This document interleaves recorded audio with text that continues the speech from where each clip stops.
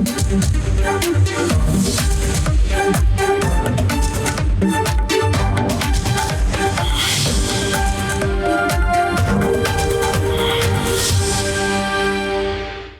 का समंदर, ख्वाहिशों की कश्ती और मौत का सफर।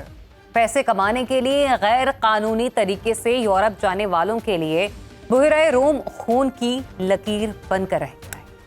बलूचिस्तान के तपते सहराहों, ईरान, तुर्किया के सरहद पर घने जंगलात या बर्फानी चोटियां मौत की वादियां बन चुकी हैं। मगर फिर भी इन खूनी रास्तों पर चलने वालों के हुजूम में कोई कमी वाक़ई नहीं हो रही। पाकिस्तान में बढ़ती महंगाई और रोजगार के घटते मौके, लोग जान की बाजी लगाकर और जमा पूंजी लुटाकर रिस्क कमाने निकलने पर मजबूर हैं। दुबई चलो के बाद अब यूरोप चलो का बढ़ता रुझान और हर साल हजारों पाकिस्तानियों की गुमनामी सोचने पर मजबूर करती है कि आखिर ऐसा क्यों है। मैं हूं ज़रियाब राजपूत और आप देख रहे हैं प्रोग्राम ऐसा क्यों। नाज़रीन, हम में से अक्सर हर रोज खुशहाल जिंदगी और बच्चों की रोशन मुस्तकबिल के ख्वाब आंखों में सजाए घर से निकलते हैं। दिन भर मुशक्कत की चक्की में पिसते हैं और शाम होते ही वही बेताबीर ख्वाब लिए घर लौट। और बहुत से ऐसे हैं जो अपने ख्वाबों की गठड़ी उठाए अनदेखी राहों के मुसाफिर बनते हैं और गुमनाम मंजिलों पर पहुंचने की आस में बेमुराद ही मारे। यूरोप जाने की गैर कानूनी कोशिश में 9 सालों के दौरान हजारों पाकिस्तानियों समेत 27,000 अफराद हलाक हो चुके हैं। सवाल ये है कि क्या बैरून मुल्क मुलाजमत के लिए गैर कानूनी के बजाय कानूनी रास्ता इख्तियार करना बेहतर नहीं? क्योंकि कानूनी तरीके से बाहर जाने में नौकरी का तहफ़्फ़ुज़ भी है और जान की अमान भी। ये कम खर्च भी है और काबिल भरोसा भी। इसी पर बात करेंगे, लेकिन पहले आपको दिखाते हैं एक जायजा।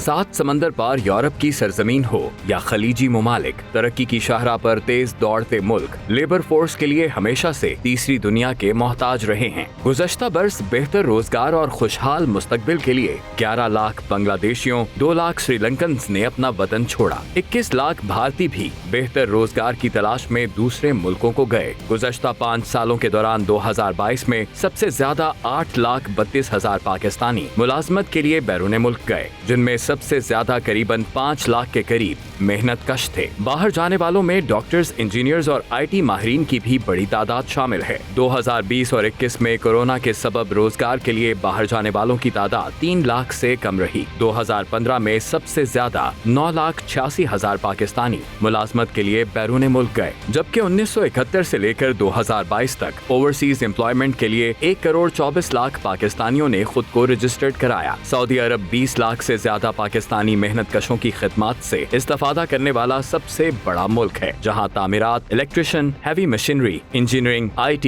केमिकल, ऑटो समेत 23 मुख्तलिफ शोबों में 600 से 5,000 रियाल तक की मुलाजमतें मौजूद हैं। मुत्तहिदा अरब अमारात में 17 लाख के करीब पाकिस्तानी तारिकीने वतन खिदमत अंजाम दे रहे हैं। UAE हुकूमत ने मुल्क में लेबर फोर्स की बढ़ती डिमांड के सबब वीजा पॉलिसी को भी नरम कर दिया है। ग्रीन और गोल्डन के नाम से पढ़े लिखे और सरमाया रखने वालों के लिए भी वीजा पॉलिसी जारी की है। एक रिपोर्ट के मुताबिक यूरोपीय मुमालिक अफरादी कुव्वत की कमी पर काबू ना पा सके तो 2030 तक 10,000 अरब डॉलर का नुकसान उठा सकते हैं। इसीलिए जर्मनी ने 2021 में वीजा पॉलिसी में नरमी करके 97,000 वर्क वीजा जारी किए, लेकिन मुलाजमत के लिए 2 साला वोकेशनल ट्रेनिंग और जर्मन जुबान सीखना लाजमी है। बरतानिया में ज़राअत और ट्रांसपोर्ट के शोबों में अफरादी कुव्वत दरकार है, जबकि सेहत के शोबे के लिए भी वीजा पॉलिसी जारी की गई है। बरतानिया 6 मुख्तलिफ शोबों में आर्जी वीजे भी जारी कर सकता है। जापान ने पाकिस्तान से 14 मुख्तलिफ शोबों में अफरादी कुव्वत तलब की है।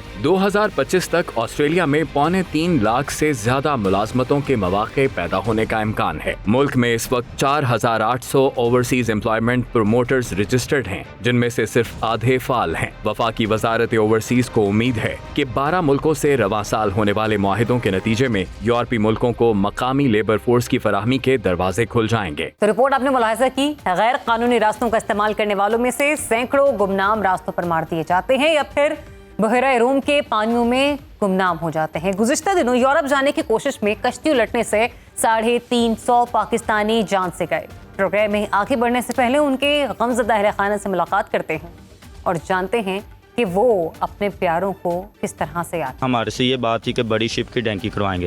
पहले इसने एक भाई को छोटी शिप की डैंकी करवा के दूसरे खतरे में डाला, वहाँ से पकड़ा गया, वो वापस लेके आया। इसने वहाँ से छुड़वाने के भी हमसे 13 लाख रुपया लिया हुआ है और 22-23 लाख की हमारी इसके साथ ज़बान हुई थी, जिसमें से इसने 29 लाख हमसे ले लिया हुआ है। नुमान इस ज़िद पे था कि मैंने बाहर जाना है, तो बस वो एजेंट की बातों में आके दोस्तों के साथ लाके वो चला गया। हमें पता नहीं वो इस वक्त किस हाल में है, पता नहीं वो इस दुनिया फानी से चला गया है। असां की कहना सी परेशान हाँ, ठीक है। वालदा साडी जेड़ी है वो वेखो ना इंज जिमें पागल हो गई है, ठीक है। 40-45 लाख रुपया भी दे छड़िया ते भरा भी गवा लिया। हकीकत ਇਹ ਵੇ कि साडा भरा हुण इस दुनिया ਦੇ ਉੱਤੇ नहीं रहा। हर बंदा मजबूरी के तहत ही जाता है, इत्थे बिल नहीं देन हुंदा, आंडी नहीं पकदी, कारोबार कोई नहीं। साडे पाकिस्तान के हालात ही इन्हां हुक्मरानां ने इस तरह कर दिते ने। इस वास्ते गया सी, छोटा भाई है मजदूर सी, वालद कला जरिया घर का कमाने वाला सी। कल्ले बंदे आखियो इस वक्त दे विच घर दे विच बिल ही नहीं बिजली का दे सकदा। घर वेच के ज़मीन वेच के हर चीज़ वो अपनी वेच के समझ भी इत्थों भी गवा बैठा है, अपना बच्चा भी गवा बैठा है। नाज़रीन, कुछ इंटरनेशनल बॉर्डर पर फौजों की गोलियों का निशाना बनते हैं, तो कुछ बीच रास्तों में भूख प्यास की शिद्दत, सफ़र की सौबतों और एजेंटों के तशद्दुद से जान गंवा बैठते हैं और बहुत से थक हार कर, मौत से घबराकर वापसी की राह इख्तियार कर लेते हैं। यूरोप के गैर कानूनी सफ़र से नाकाम लौटने वालों से भी आपको मिलवाते हैं। उन्हीं में से एक किरदार हमारे स्टूडियो में हमारे साथ मौजूद है, नाम जनाब नाज़िम अली। और नाज़िम अली साहब, बस्ती पंजाब से आपका ताल्लुक़ है। ये बताइएगा मुझे कि इससे पहले कि मैं आपसे चंद सवाल करूँ, अगर अपनी आप बीती आप खुद हमें थोड़ा सा मुख्तसर दौरानी के साथ बता दें। जी, ये 2016 का वाक़या है। ये फेसबुक चलाते हुए मुझे एक ऐड आया था। अच्छा। कि आपको 15 दिन के अंदर यूरोप भेजेंगे। अच्छा। तो बस उससे फिर रब्ता वगैरह किया और मीटिंग वगैरह हुई। सही। तो उनसे फिर बात हुई तो वो कह रहे थे कोयटा से आपको ईरान से आपको तुर्की लेके जाएंगे, वहाँ से आप यूरोप आसानी से चले जाएंगे। तो वहाँ से फिर सदाबहार बस का नाम है, वहाँ से उस बस में उसने बिठाया लाहौर से और उन्होंने सीधा कोयटा हमें उतारा। ठीक। कोयटा से फिर वो आगे बस से एक और बिठाया और वहाँ पे वो उसका 5 गोर उसका नाम है। वहाँ पे बसों के नीचे बेसमेंट में वो जगह बनी हुई थी। अच्छा, बसों के अड्डों के नीचे बेसमेंट में जगह बनी हुई थी। नहीं, बस के अंदर जो है ना वो नीचे जहाँ पे पाँव रखते हैं ना सीट के बैठ के, वहाँ पे उन्होंने जी वो जगह बनाई होती है। तो जो तो होते हैं ना कोयटा के, वो तो आते जाते हैं, उनसे नहीं कोई इतनी होती। तो जो पंजाब से जाते हैं उनसे वो उतार लेते थे नीचे, आप कहाँ जा रहे हैं, आपका क्या काम है। तो इस वजह से हमें वो शुरू से ही जो है ना वो ये सारा कोयटा से शुरू होता है। अच्छा, ईरान में आपके साथ होने वाला सुलूक, रवैया, ईरान में आपने दिन कैसे गुजारे, वो मैं आपकी आप बीती जानना चाहूँगी। वो कैसे कठिन दिन थे आपकी ज़िंदगी के? ईरान के अंदर तो बहुत बुरे गुजरे, क्योंकि ईरान के अंदर जो गाड़ियों पे लेके जाते थे ना, वो तकरीबन थोड़ा सफ़र करवाते थे, फिर आगे बंदे डिलीवर कर देते थे। अगर एक बंदे ने 35 बंदे लिए ना, वो 35 बंदे अगले के वाले करेगा, फिर वो थोड़ा सा सफ़र करा के वो फिर अगले के वाले करेगा। वो तो जिसके भी हाथ हम लगते थे वो पहले हमारी वो तलाशी वगैरह लेते थे। अच्छा। तो जो भी कुछ होता था वो जो लेके आगे जाता था वो ही ले लेता था सारा कुछ। मतलब जो तो आप लोग घर से ये सारा सफ़र, हाँ जी मुकम्मल कीजिए। जंगल में होता था जी, ये सारा सफ़र जो ये जो जंगल में होता था सारा।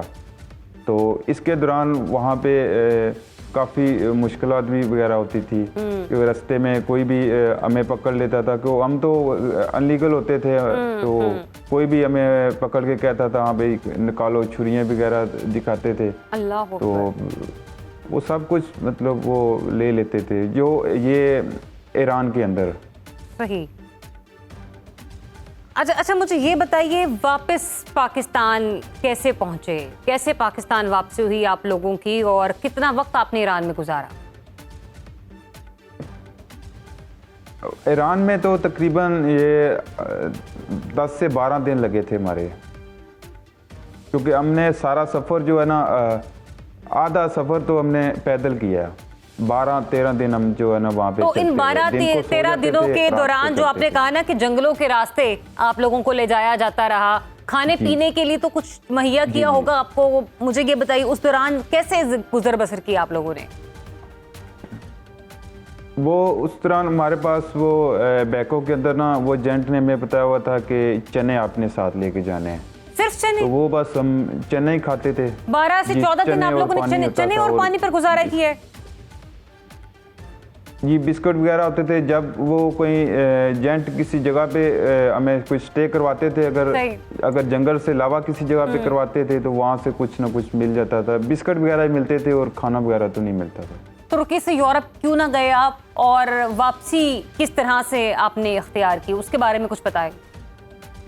जब हम तुर्की पहुंचे मुश्किलें काट के 15-16 दिन के बाद, तो वहाँ पे फिर जो है एजेंट मिलते थे कि आपको यूनान की तरफ लेके जाएंगे। सही। तो यूनान क्या ऐसा है कि वहाँ पे एक इस्तांबुल से आगे 2 घंटे का रास्ता है। वहाँ से एक नहर है। नहर जब हम उसको पार करते हैं तो पार जो है उसका यूनान का एरिया शुरू हो जाता है। अच्छा। तो वहाँ पे हमने तकरीबन 2-3 दफ़ा ट्राई की।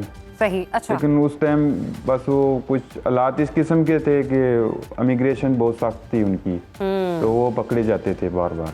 पकड़े जाने का अमल कैसे होता था, मतलब किस तरह से, किस हद तक इमिग्रेशन सख्त थी कि आप खुद भी इमिग्रेशन के लिए पहुंचे हो, मतलब आपसे मुराद कई लोग, और फिर वहां पर वो पकड़े जाए? वो एक नहर होती थी, नहर से जब हम पार करते थे पार जंगल आ जाता था। अच्छा, ठीक है। तो जंगल जब हम गुजारते थे पूरा, तो उसमें कुछ ना कुछ उन्होंने सिक्योरिटी लगाई होती थी, कोई मैक लगे होते थे, कोई कैमरे ऐसी जगह लगे होते थे कि उनको पता चल जाता था कि यहाँ से बंदे जो है वो आ रहे हैं। तो फिर वहाँ से वो पकड़ लेते थे।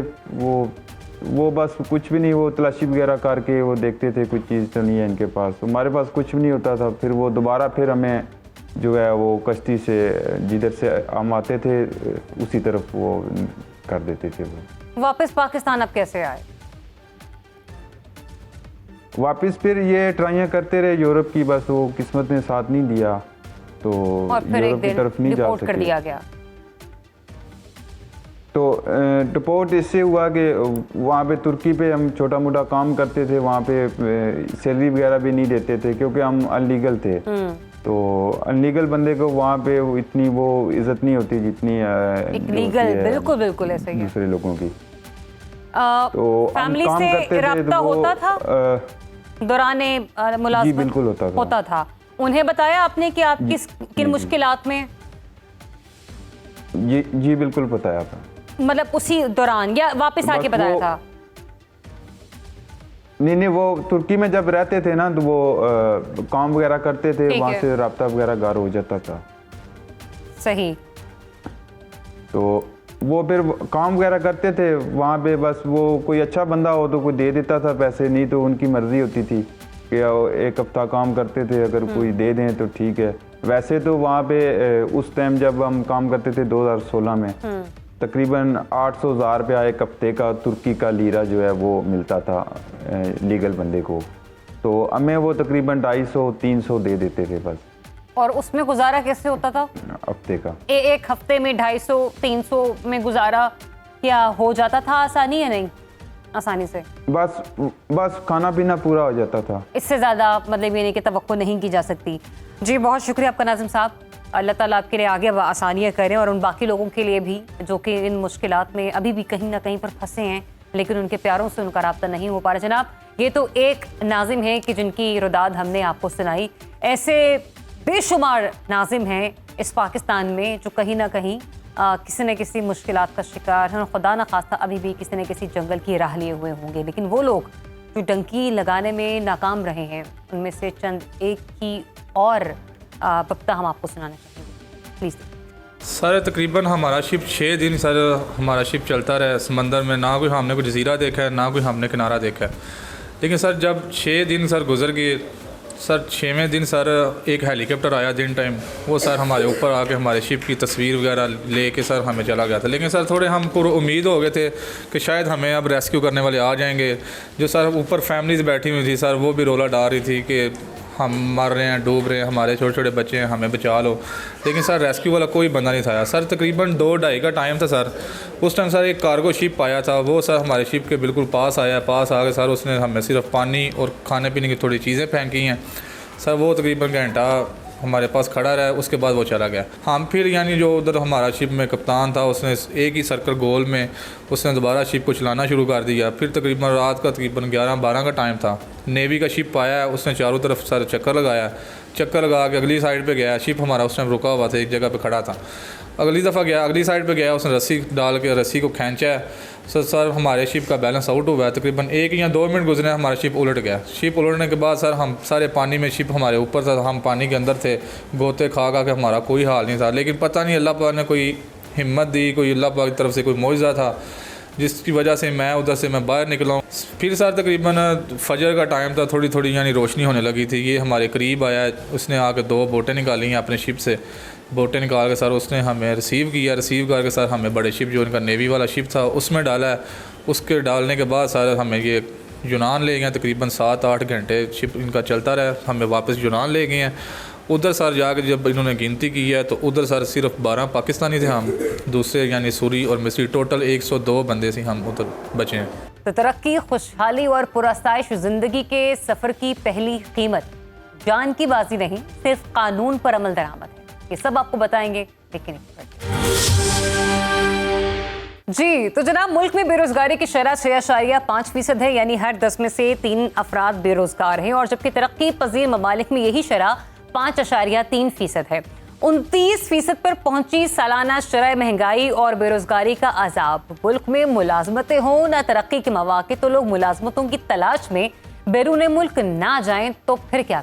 इसी पर बात करते हैं वज़ीर मुमलिकत बराए ओवरसीज़ पाकिस्तानी जनाब सरदार सलीम हैदर साहब हमें ज्वाइन कर रहे हैं। बहुत शुक्रिया आपका सरदार साहब, अपना वक्त देने के लिए। फरमाइएगा, वो लोग जो कि कानूनी तरीके से इस वक्त मुल्क से बाहर जाना चाहते हैं और बेहतरीन रोजगार के हुसूल जो हैं वो हासिल करना चाहते हैं, इस ज़मीन में हुकूमत पाकिस्तान ऐसे लोगों के लिए क्या कर रही? बिस्मिल्लाहिर्रहमानिर्रहीम। देखें, हुकूमत पाकिस्तान जो है वो इस सिलसिले में तर्जीह बुनियादों पे अपना काम कर रही है और ख़ासकर ओवरसीज़ मिनिस्ट्री जो है वो दिन रात इस कोशिश में लगी हुई है कि ज़्यादा से ज़्यादा पाकिस्तानियों को जो है वो बैरून मुल्क मुलाजमत जो है वो दिलाई जाए। इस सिलसिले में यूरोपीय यूनियन के साथ हमारे मामलात जो हैं वो चल रहे हैं और बहुत तवक्को है कि बहुत जल्दी उसमें अच्छी खुशखबरी जो है वो मिले। जर्मनी के साथ मामलात जो है वो काफ़ी हद तक तय पा चुके हैं। जापान के साथ हमारे मामलात तय पा चुके हैं। तो मुख्तलिफ़ ममालिक में जो है ओवरसीज़ मिनिस्ट्री दिन रात कोशिश कर रही है कि कुछ ममालिक से MOU साइन हो चुके हैं, कुछ से वो मामलात जो है वो MOUs के करीब हैं और कुछ ममालिक में MOU से आगे हम बढ़ने की कोशिश कर रहे हैं। तो इस सिलसिले में इंशाअल्लाह ओवरसीज़ मिनिस्ट्री का जो किरदार है वो बड़ा पॉजिटिव है और इंशाअल्लाह आप देखेंगे कि दिन ब दिन वो बेहतरी की तरफ जाएगा। अच्छा, ऐसे में मौजूदा हुकूमत ने 12 मुख्तलिफ ममालिक से वर्क फोर्स फ्राहमी के लिए कई मुआहदे किए हैं। Federal minister overseas employment Sajid Turi साहब इन दोनों भी ऐसे ही एक मुआहदे के लिए आज़रबाईजान में मौजूद हैं। कुछ डिटेल्स प्लीज़ ज़रा शेयर कीजिएगा इन मुआहदों के एतबार से। देखें, इन ममालिक से हमारे मुआहदे जो है वो तय पा चुके हैं, उसमें MOU साइन हो चुके हैं और अज़रबाईजान के साथ भी जो है वो हमारा मुआहदा तकरीबन तय पा चुका है। यूरोपीय यूनियन के साथ तय पा चुका है। यूरोपीय यूनियन के ज़्यादातर ममालिक जो हैं उनके साथ मामलात आगे बढ़ रहे हैं और बहुत जल्दी उसमें भी खुशखबरी की तवक्को है। इसमें अभी माल्टा की डिमांड हमें आई थी, उसमें लगे हुए हैं। रोमानिया, पुर्तगाल, मुख्तलिफ ममालिक जो है वो प्राइवेट लेवल पे जो प्राइवेट प्रमोटर हैं वो भी आर्डर्स लेके आ रहे हैं और हुकूमती सतह पे OIC की जितनी कैपेसिटी है उसके मुताबिक वो भी जो है इसके लिए काम कर रहे हैं और इंशाअल्लाह बेहतरी की तवक्को है। यूरोपियन कंट्रीज की तरफ भी लोगों का रुझान खासा बढ़ चुका है और हर साल 50,000 के करीब नौजवान जो हैं वो इस सिलसिले में कोशिश करते हुए भी हमें नजर आ रहे हैं और बदकिस्मती से सैकड़ों मौत के मुंह में चले जाते हैं।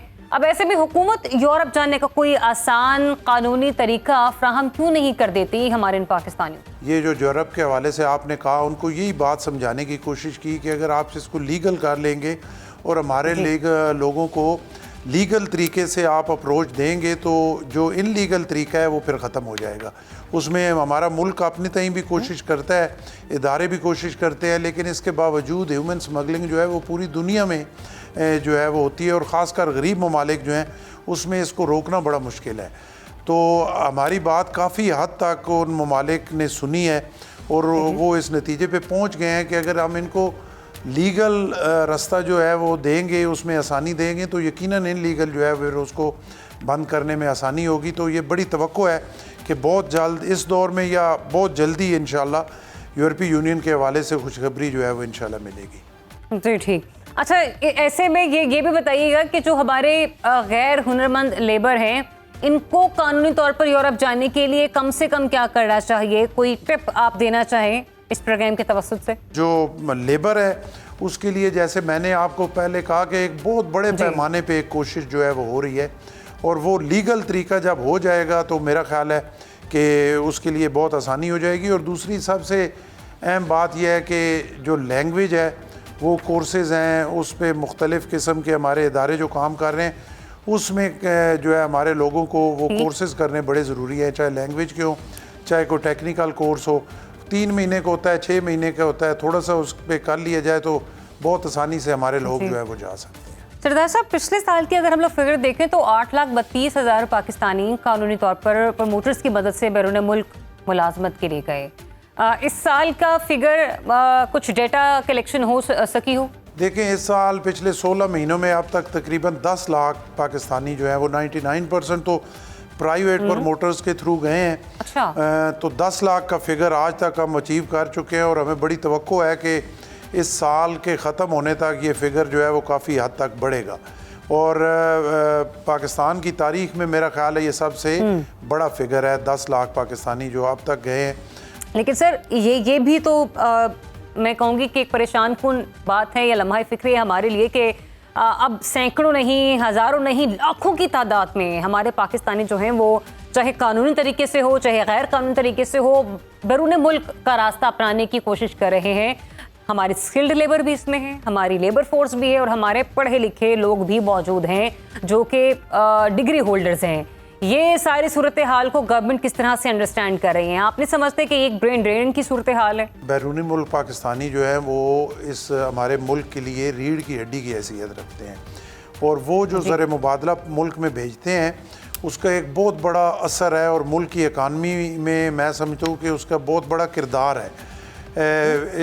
तकरीबन 25 बिलियन डॉलर जो है वो पाकिस्तानी जो है हर साल अपने मुल्क में ज़र मुबादला भेजते हैं, जिसकी वजह से मुल्क की मैशत को एक बहुत बड़ी सपोर्ट मिलती है। और मैं समझता हूँ कि हमारी जो आबादी है अगर उसको देखा जाए और उसको टेक्निकल तरीके से उसको चलाया जाए, उसके लिए हमारे इदारे भी बेहतर तरीके से काम करें, तो हमारे लिए सबसे बड़ी सनत जो है वो ये हो सकती है जो ओवरसीज़ पाकिस्तानी है कि इस फिगर को हम बढ़ाएं, ज़्यादा से ज़्यादा लोगों को बाहर भेजें, ज़्यादा से ज़्यादा ज़र मुबादला जो है वो मुल्क में आए और मुल्क के जो मसाइल हैं वो बेहतरी की तरफ जाएँ। और ये जो हम रोते रहते हैं रोज़ाना की बुनियाद पर, कभी IMF के पास, कभी एक दोस्त के पास, कभी दूसरे दोस्त के पास, मेरा ख्याल है अगर आप अपनी हिम्मत से अपने मुल्क को ठीक करें तो यही ज़्यादा बेहतर बात होगी। जी, बहुत शुक्रिया आपका सरदार सलीम हैदर साहब। वज़ीर मुमलिकत बराए ओवरसीज़ पाकिस्तान इस अहम मामले पर अपनी राय का इजहार कर रहे थे और कुछ ऐसे अहम पॉइंट्स भी उन्होंने हाईलाइट किए जो डेफिनेटली किसी के लिए भी झुटलाना जो है वो नाकाफ़ी होगा। बाहर जाना, नोट कमाना। जनाब 2022 में कानूनी तरीके से 8 लाख से ज़ायद पाकिस्तानी रोज़गार के हुसूल के लिए बैरून मुल्क जा चुके हैं। इस साल कितने पाकिस्तानियों का ख्वाब पूरा होगा ये सब आपको बताते हैं, लेकिन इस ब्रेक के बाद stay tune program welcome back नाज़रीन। ब्रेक के बाद आपको एक बार फिर से खुशामदीद कहते हैं। बात कर रहे हैं हम ओवरसीज़ पाकिस्तानियों के हवाले से, उनकी मुश्किलात, उनके जानो माल का तहफ़्फ़ुज़। 2022 के हवाले से बात करें तो 8,32,000 पाकिस्तानी मुलाजमत के लिए कानूनी तरीके से बैरून मुल्क है। अब इस साल पाकिस्तानियों के लिए बैरून मुल्क मुलाजमतों के कितने मौके मैसर हैं और मुख्तलिफ ममालिक के वर्क वीज़ा परमिट उनके पास कितने हो सकते हैं, कितने अखराजात इस पर आते हैं, तनख्वाहें क्या हैं और रिहाइश पर उठने वाले अखराजात कितने आते हैं, इस पर बात करेंगे। हमें ज्वाइन कर रहे हैं सैयद अतर इकबाल साहब, एक सीनियर वाइस चेयरमैन प्योपा हैं और all central chairman Pakistan lines group हमारे साथ मौजूद है। सर बहुत शुक्रिया, अपना वक्त फरमाइएगा। इस वक्त अगर हम ओवरऑल जानना चाहें तो पाकिस्तानियों के पास कितनी ऐसे कह लीजिए कि अपॉर्चुनिटीज़ हैं कि जो अगर हम खलीजी रियासतों में देखें या यूरोपियन कंट्रीज़ में देखें तो वो इजीली अवेल कर सकते हैं। आपका शुक्रिया कि आपने ये प्लेटफॉर्म हमें मुहैया किया है। इसमें सबसे ज़्यादा तो हमारे जो बैरून मुल्क अफरादी कुव्वत जाती है वो जीसीसी कंट्री में। अब पिछले 2 साल से हमारे यूरोप की साइड पे लोग जाना शुरू हुए जो कानूनी तौर पे रोमानिया जा रहे हैं। रोमानिया के तकरीबन पिछले साल कोई 15,000 अफराद रोमानिया में इन हुए। अच्छा। यूरोप में पुर्तगाल शुरू हुआ है। 2 दिन पहले हमारे मिनिस्टर साजिद हुसैन तूरी साहब दौरा करके आए, कल लाहौर उनका विजिट था। सही। आज़रबाईजान के साथ भी हमारा एग्रीमेंट साइन हुआ और वहाँ पे भी इसी तरह 10,000 अफराद सालाना वो हमसे लेंगे। मौवाक़े पाकिस्तान के आगे बढ़ रहे हैं कि आगे से अफरादी कुव्वत की वहाँ से डिमांड ज़्यादा आ रही है। पाकिस्तान में टेक्निकल अफराद की कमी आ रही है, एजुकेशन की कमी आ रही है। अच्छा। लैंग्वेज की कमी आ रही है उस पर्टिकुलर कंट्री या स्टेट की जो अपनी रीजनल लैंग्वेज है। जी जी, क्योंकि अब जिस तरीके से 2 साल पहले हमारा एग्रीमेंट जापान के साथ हुआ, ठीक है। जापान को हर साल 3 लाख अफराद की ज़रूरत है। उन्होंने अपना 15 साल का 20 साल का एक प्रोग्राम दिया है। उन्होंने पूरी दुनिया से अफराद के लिए कहा है। उन्होंने लैंग्वेज मस्ट की है कि उनके कोर्सेज हैं N5 N4। सही। जो भी टेक्निकल बंदा जाएगा वो उनकी लैंग्वेज की क्लासेस है 3 माह 4 माह। हाँ। और वहाँ पे जो तनख्वाहें पाकिस्तानी करेंसी में वो 3.5 लाख 4 लाख के करीब आ रही हैं। अच्छा अतर साहब, यहीं पे एक सवाल मेरा ले लीजिए। 2 चीजें यहाँ पर इंपॉर्टेंट है। एक तो ये कि वो रीजनल लैंग्वेज जो कि लोगों को आनी चाहिए हर सूरत, नो मैटर व्हाट कि वो इंग्लिश है या नहीं है, तो उनकी अपनी मकामी जबान है। इसके लिए हमारे यहाँ पाकिस्तान में इदारे काम कर रहे हैं, तो किस तरह से काम कर रहे हैं? क्योंकि उनकी मार्केटिंग या उनकी स्ट्रेटेजी इस तरह से नहीं है कि लोग उसको बासानी जो है वो क्लिक कर सके। दूसरा पॉइंट यहाँ पर यह है कि वो जो 10 मुआहदे हुए हैं, अब आप बता रहे हैं कि 2 रोज पहले साजिद तूरी साहब होकर आए हैं और 10 किस्म के मुआहदे हुए हैं। ये 10 किस्म के मुआहदे अवाम तक कैसे पहुंचेंगे? लोगों को कैसे पता चलेगा कि इन शोबों में इन अफराद की जरूरत है? देखिए, एक तो ये मिनिस्टर साहब अपने आने के बाद प्रेस कॉन्फ्रेंस करेंगे। ठीक है। ब्यूरो ऑफ इमिग्रेशन के थ्रू सब प्रमोटर्स को बताया जाएगा, फिर उनकी अपनी वेबसाइट है, उसके ऊपर ये सारी अनाउंसमेंट होती हैं जो भी नए मुल्कों के साथ होती। जो भी कानूनी तौर पे डिमांड किसी प्राइवेट सेक्टर प्रमोटर्स के पास आती है, गवर्नमेंट उसको बाकायदा चेक एंड बैलेंस करने के बाद परमिशन देती है और ब्यूरो की साइट पे अखबारात में उनके इश्तिहारात वगैरह आते हैं। लैंग्वेज के जहाँ तक मसला है कि यहाँ पे नेफ्टेक है, टेफ्टा है, गवर्नमेंट अपने तौर पे उसको लेके चल रही है, मगर महदूद पैमाने पर है। प्राइवेट सेक्टर में जाके अगर कोई आदमी लैंग्वेज को सीखता है उसके अखराजात बहुत ज़्यादा। बिल्कुल ऐसा ही है। उसके बीच में गवर्नमेंट को इसके बीच में ये चाहिए कि वहाँ पे फीसें कम से कम करें। सही। लैंग्वेज, अब जापानी लैंग्वेज हो, जापानीज आपने सीखनी हो, जर्मन हो, सबसे ज़्यादा इन 2 ममालिक में डिमांड्स आगे फ्यूचर में आएंगी। उसके लिए जिस टाइम पे हम डिप्लोमा या कोई टेक्निकल काम सिखाते हैं, जर्मन लैंग्वेज और दूसरी में जापानी। ठीक है, जापान वालों के लिए भी ये लैंग्वेज सीखनी पड़ेगी। उसके लिए जिस वक्त हम किसी बच्चे को ग्रेजुएशन करवाते हैं या हम टेक्निकल को डिप्लोमा देते हैं, आखिरी जोन से उसके 6 माह हैं, उसको किसी न किसी मुल्क की लैंग्वेज लाजमी सिखाएं। ठीक। तालीम दिला के और टेक्निकल चीज़ दिखाने के बाद आगे जाके जो प्रॉब्लम आ रही है वो आ रही है लैंग्वेज की। और लैंग्वेज स्किल्स का होना बहुत ज़रूरी है। उसके बगैर हमारी अफरादी कुव्वत। अच्छा, मैं इससे पहले कि अगले सवाल की तरफ बढ़ूं, अपने व्यूअर्स से मैं स्पेशली उन बच्चों से कहना चाहूंगी जो कि अभी FSC के पेपर्स दे के थोड़ा फ्री होते हैं, जिनके पास 3-4 महीने होते हैं। आप ज़रूर वो कोर्सेज कीजिए जिसमें आपको कंप्यूटर स्किल्स सिखाई जाती हैं या आपको मोबाइल डिप्लोमा सिखा दिया जाता है। अगर आपके पास वक्त है और आपको लगता है कि आप बाहर जाना चाहते हैं और आप जर्मनी और आप जापानीज सीख सकते हैं, तो ये ज़बानें ज़रूर सीखिए इन 3-4 महीनों में। अतर साहब, वेबसाइट पर जाकर आपने कहा कि आप विजिट कर सकते हैं, वहां पर जाकर आपको मालूमात मैसर होंगी। अब यहाँ पर आपको पता है हमारे यहाँ एक बड़ा तबका ऐसा है जो कि कम पढ़ा लिखा है, जिसको नहीं मालूम किस वेबसाइट पर जाना है, क्या सबमिशन करनी है, क्या डॉक्यूमेंट्स देने हैं। वहां पर लोग ज्यादा मुतासिर होते हैं, सबसे ज्यादा वही बाहर जाना चाहते हैं, वरना फिर यूनान जैसे वाकयात हमारी जिंदगी में रूनुमा हो जाते हैं।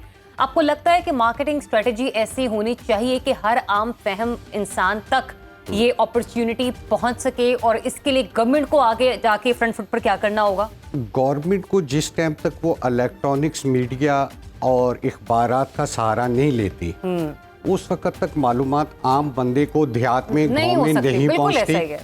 उन्होंने अपने सर से उतार के ये सारी चीज़ें एसोसिएशन पे छोड़ी हुई हैं। एसोसिएशन अब एक गाही मुहिम के तौर पे छोटे छोटे सेमिनार तो करवाती रहती है टेक्निकल अदारों के साथ अपने तौर पे, मगर जितने बड़े पैमाने पे इसकी एडवर्टाइजमेंट चाहिए वो गवर्नमेंट ही कर सकती है। सही। अच्छा साहब, लेकिन जिस तरीके से आप इतना सिंपली बता रहे हैं कि प्रोसीजर बड़ा आसान है, तो फिर ये डेंगू जैसे वाकया क्यों हो रहे हैं? लोग 25-25, 30 लाख रुपए लगाकर पूरी जिंदगी की जमा पूंजी, और ये हत्ता कि यहाँ तक होता है कि लोगों ने आस पड़ोस से लोगों से उधार लिए होते हैं, जिंदगियां कर्जों में गुजर जाती हैं। ये एक पट्टी है जहाँ पे लोगों का बैरून मुल्क जाने का रुझान इसी तरह का बना हुआ है कि भाई ये लोग गैर कानूनी तरीके से भी जाते हैं, अपनी जान का भी ज़िया करते हैं, इनके लोहाइकीन को भी, और जाने वाले बंदे को पता होता है कि हमारे साथ ये सारा कुछ होगा। अब जिस टाइम पे ये हादसा पेश आया इतना बड़ा कि भाई लीबिया से ये लोग बंदे गए हैं, अब उसके बीच में यहाँ से कोई बंदा उसके बीच में ना तो वो प्रमोटर्स के जरिए गए हैं, ठीक है, यहाँ पे FIA के साथ मीटिंग हुई है, FIA उसके बीच में ये कहती है कि भी एक बंदा विजिट के ऊपर दुबई जा रहा है, हाँ। उसके पास विजिट वीज़ा भी है, रिटर्न टिकट भी है, उसके पास शो मनी भी है, हम उसे नहीं रोक सकते। वहाँ से जाके ये लोग मुख्तलिफ चैनल से वो लीबिया की साइड पे निकलते हैं, तुर्की की साइड पे निकलते हैं। ये दो शहर हैं जहाँ से ये लोग यूरोप में घुसने की कोशिश करते हैं। जब ये हादसा होने के बाद भी 15-20 खानदान होंगे कि जो FIA के पास जाके जिन्होंने FIR दर्ज करवाई है, बाकी कोई आगे आने के लिए तैयार नहीं है, उनकी निशानदेही करने के लिए तैयार नहीं है कि ये गैर कानूनी काम करने वाला माफिया ये है, इन लोगों को हमने पैसे दिए और इस तरीके से गए। और ये वक्ती तौर पे मीडिया में सारी चीज़ों के ऊपर जोर दे के 2-4 महीने के बाद ये दब जाता है, 6 महीने साल के बाद फिर ये हादसा हो जाता है। इस चीज़ को गवर्नमेंट को रोकना पड़ेगा। ओवरसीज एम्प्लॉयमेंट प्रमोटर्स जहां एतमाद का कारोबार है, वहीं कुछ लोगों के लिए लूट का धंधा भी। बाहर भेजने के नाम पर फरौडियों के मुख्तलिफ गिरोह सादा लोग पाकिस्तानियों की जमा पूंजी समेट कर निकल लेते हैं, और करप्शन और फ्रॉड के इन किरदारों से एक आम पाकिस्तानी कैसे बचे, ये बहुत से जहनों में सवाल है। आइए जानते हैं FIA के डेप्यूटी डायरेक्टर मलिक तारिक साहब से, जो कि हमारे साथ मौजूद है। तारिक साहब, बहुत शुक्रिया, आपके वक्त का फरमाइएगा। लोगों को रोजगार के लिए बाहर भेजने का झांसा देने वाले जालसाज और फ्रॉड गिरोह बड़ी तादाद में सरगर्म है। FIA इनकी रोकथाम के लिए क्या कुछ कर रहा है? FIA ने ये इस गैर कानूनी काम को रोकने के लिए अलग से हेडक्वार्टर में एक anti human smuggling directorate camp का रखा है। इसके अलावा जहाँ जहाँ पे भी ये ट्रेंड ज़्यादा है गैर कानूनी हिजरत का, वहाँ पे FIA ने anti human trafficking cells camp का रखे हैं, जहाँ पे लोगों की शिकायत पे फौरी तौर पर कार्रवाई की जाती है और उनको गिरफ्तार करके सख्त से सख्त सज़ा दी जाती है। इसके साथ साथ FIA में एंटी ह्यूमन स्मगलिंग के सख्त कवानीन हैं, जिनकी बिना पर हम इनको अरेस्ट करते हैं और कैफे किरदार तक पहुँचाते हैं। अच्छा सर, ये भी बता दीजिए कि एक आम पाकिस्तानी जिसे इतनी नौ-हाव नहीं है, वो नहीं जानता कानूनी तरीक़ेकार और गैर कानूनी तरीक़ेकार क्या होता है, वो इन जाली प्रमोटर्स के ट्रैप में आने से कैसे बच सकता है?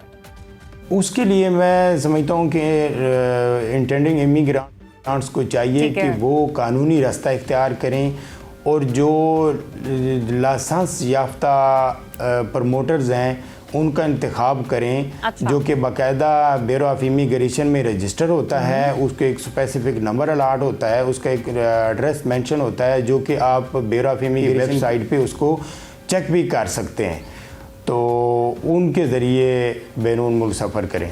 सही। इस वक्त सिचुएशन ऐसी है कि कहते हैं कि मुश्किल में आपको कुछ नहीं सूझता और आप कोई ना चाहते हुए भी गलत राह पर चढ़ दौड़ते हैं, ये बताएगा कोई ऐसा कॉन्ट्रैक्ट, कोई ऐसा मुआहदा जो दोनों पार्टीज के दरमियान हो सके, इस पर रोशनी डालेगा कि क्या कुछ ऐसा मुमकिन हो सकता है? जी, जो लोग बाहर जाना चाह रहे हैं उसके लिए एक जो लीगल प्रमोटर्स होते हैं जी, वो एक फॉरेन सर्विस एग्रीमेंट करते हैं जो एम्प्लॉयर्स होता है बाहर के मुल्क में बैठा होता है, उसमें बाकायदा टर्म्स एंड कंडीशन मेंशन होती हैं कि उसको कितना पैकेज दिया जाएगा, उसका वर्किंग आवर कितना होगा, उसका ओवर टाइम कितना मिलेगा। इसके साथ साथ वो जो एग्रीमेंट है वो बाकायदा प्रोटेक्टोरेट ऑफ इमिग्रेंट्स में रजिस्टर होता है। ठीक है। उसका फ़ायदा इनको ये होता है कि अगर ये बाहर इनके साथ कोई खुदा न खास्ता इनको कोई हादसा पेश आ जाता है या एम्प्लॉयर्स इनके साथ कोऑपरेट नहीं करता तो इनको बाकायदा कंपनसेशन मिलती है और पाकिस्तानी गवर्नमेंट को बाकायदा अपनी एम्बेसीज़ के थ्रू उसको सपोर्ट भी करती हैं, हर तरह की उसको लीगल एड भी प्रोवाइड करते हैं। ठीक, बहुत शुक्रिया सर अपना वक्त देने के लिए। अगर मैं आपसे पूछूं कि किसी के घर दाखिल होने का सही रास्ता क्या है, तो यकीनन आपका जवाब घर का दाखिली दरवाज़ा ही होगा। पर ऐसा क्यों है कि लोगों के घरों में दीवार फलांग कर दाखिल हुआ जाए? मेरी मुराद यूरोप दाखिले के लिए गैर कानूनी तौर पर इमिग्रेशन की कोशिश है कि जिसके लिए हमारे नौजवान बहुत ज़्यादा रुपया और अपनी जान तक दांव पर लगा देते हैं। नाज़रीन, कोरोना वबा के बाद यूरोप में बहाली का दौर है। खलीजी ममालिक तरक्की की नई मंजिलें तय करने को है। दुनिया भर में मुलाजमतों की भरमार है। भरपूर मौक़ों के साथ आगे बढ़ने के कुशादा रास्ते आपके मुंतज़र हैं, लेकिन ज़रूरी है कि इसके लिए दूसरे मुल्कों की सरहदी लकीरों का एहतराम किया जाए, वहाँ दाखिले की इजाज़त तलब करें। ये हमारे दीन का हुक्म भी है, बैनुल-अक़वामी सरहदी अखलाकियात का तकाज़ा भी, और आपसे जुड़ी कई जिंदगियों की बका का सवाल भी। बहुत शुक्रिया।